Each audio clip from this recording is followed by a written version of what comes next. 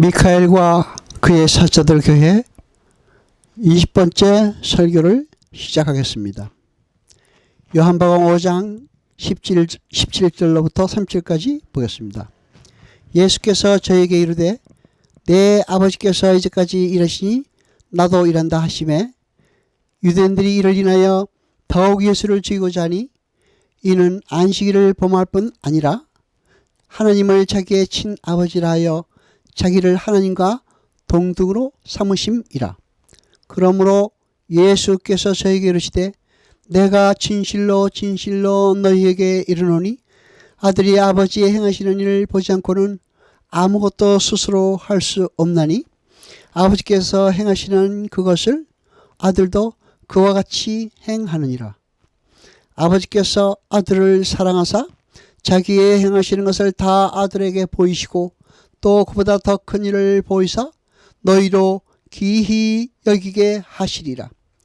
아버지께서 죽은 자를 일으켜 살리신 것 같이 아들도 자기의 원하는 자들을 살리느니라.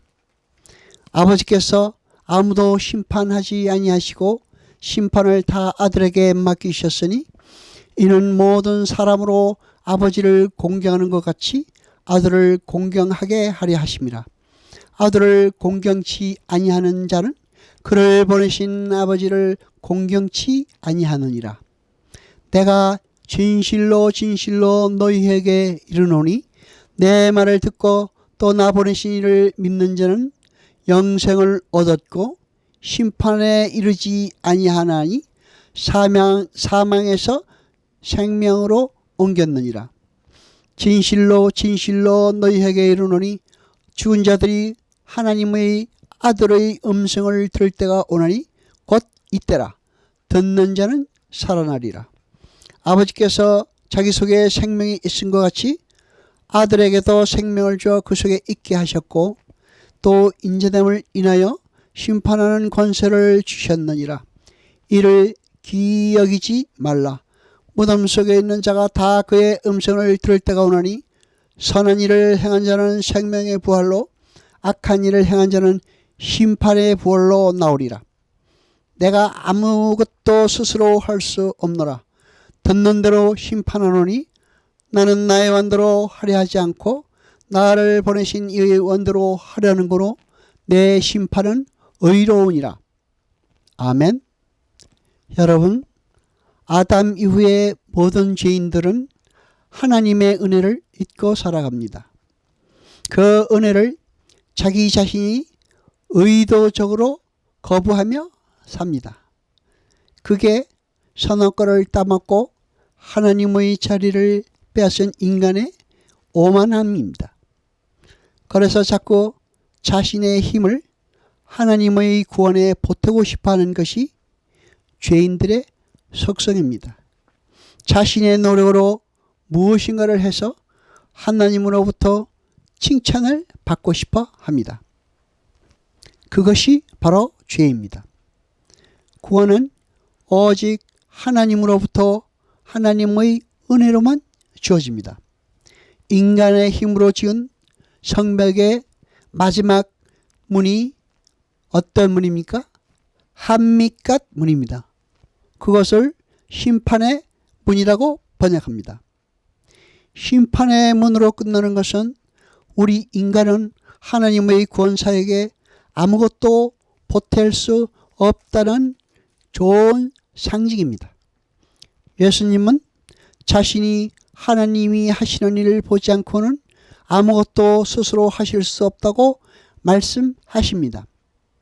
예수님은 하나님께서 행하고 계신 일을 자기도 행하고 있는 것이라 말씀하십니다. 행하시는 일이라는 단어는 현재 진행형입니다. 그러니까 하나님께서 지금 어떤 일을 행하시고 계신데 자신도 바로 그 아버지가 하고 계신 그 일을 하고 있다는 말씀입니다. 그런데 더 큰 일이라는 것은 21절과 22절 말씀처럼 죽은 자를 일으켜 살리시는 일과 심판하시는 일입니다. 구원과 심판입니다. 그러니까 이 베데스다 연못가에서 38년 된 병자를 고치신 일은 하느님의 구원과 심판을 상징하고 있는 것이라는 말입니다. 우리 성도들은 이렇게 우리의 삶을 통해 세상의 구원과 심판을 전하는 자로 살게 되는 것입니다. 그것이 바로 더 큰 일입니다. 그런데 그 더 큰 일은 주님께서 더 큰 일을 하실 때 하나님께서 주님 속에서 하나님의 일을 하신 것처럼 우리 속에서도 성령 하나님께서 그 일을 필연적으로 만들어내시는 것입니다. 그러니까 성경이 일관성 있게 기술하고 있는 것은 구원은 성화나 영화까지 모두 다 은혜로만 이루어진다는 것입니다. 진실로 진실로는 아멘 아멘을 번역하는 것인데 헬라어 아멘 아멘은 히브리어의 아멘 아멘이라는 단어를 그냥 발음대로 적은 것입니다. 그 뜻은 확고한, 굳건한, 확실히 그렇습니다. 그렇게 되소서라는 뜻입니다.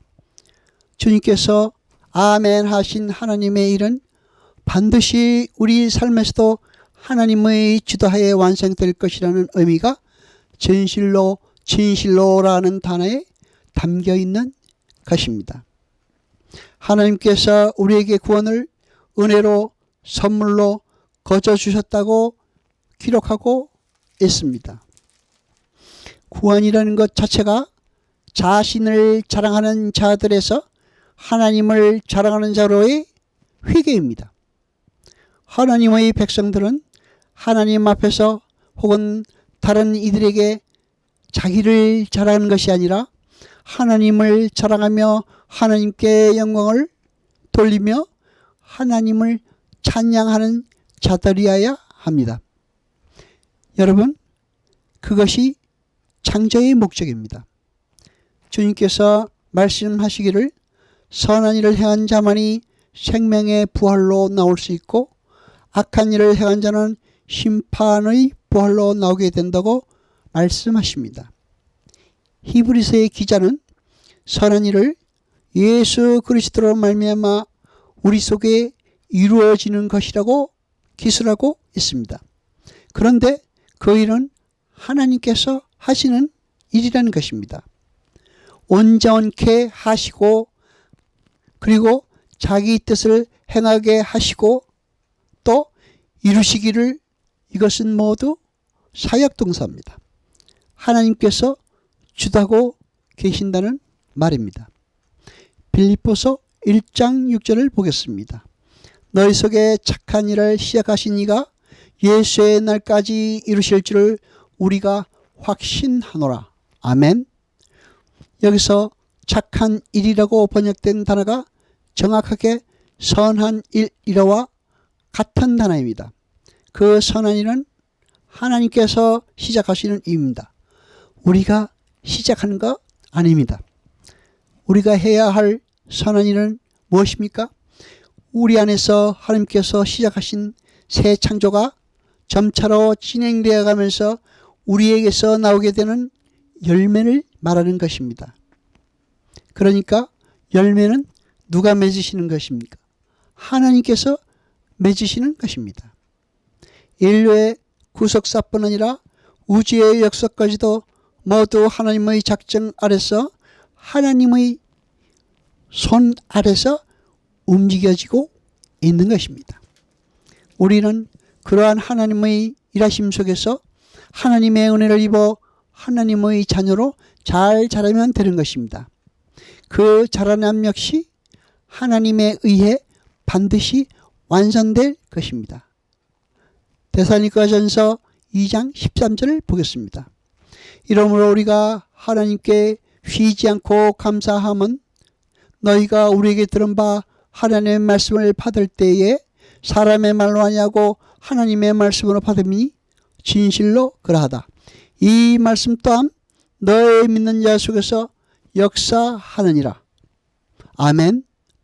말씀 자체가 하나님의 능력이 되어 우리 안에서 역사하여 우리는 하나님의 자녀답게 변화해 가는 것입니다. 하나님은 그것을 우리가 행하는 선한 일이라고 하시는 것입니다. 아직까지도 자기 자신을 우주의 중심이라고 생각하는 인본주의적 사고에서 빠져나오지 못한 사람들은 그러한 말을 들을 때 분노하게 되는 것입니다. 인간들이 어떠한 절대적인 소리에 의해 정해진 역사를 살아야 한다는 것을 참지 못하는 것입니다. 인간들은 자기들도 무엇인가를 할 수 있다고 주장합니다. 그러나 그것은 망상입니다. 성도에게 일어나는 모든 일은 선한 일입니다. 하늘에게 소망을 둔 성도에게 일어나는 모든 일은 선한 일입니다. 모든 사건들은 우리의 거룩을 위해 합력하여 완성되어 나갈 것이기 때문입니다. 하나님은 우리를 구원하시기 위해 이 역사를 운행하시는 것입니다. 그러니까 지금 여러분에게 일어나는 모든 일은 하나님의 주권 아래 이루어지는 것이고 하나님의 배려인 것입니다. 감격과 찬송 속에서 우리에게 주어진 모든 역경을 이겨내야 하는 것입니다. 오늘 본문 29절의 내용을 잘 기억하셔야 됩니다. 본문 29절의 내용이 무엇입니까? 요한복음 5장 29절은 선한 일을 행한 자는 생명의 부활로 악한 일을 행한 자는 심판의 부활로 나오리라. 아멘. 여러분, 그 선한 일을 행한 자만 생명의 부활로 나오게 되는 것입니다. 우리 안에서 일어나는 선한 일을 감사함으로 받으며 아버지 하나님께 감사와 찬미와 영광을 드립시다. 여호와 아버지 하나님 거룩하시뇨, 세수도로 영광과 찬송 받으소서. 말씀을 들을 때 깨닫게 하시며 우리로 진리를 알게 하소서. 이 모든 것 감사드리며 우리 주 예수 그리스도 이름으로 기도드리옵나이다. 아멘.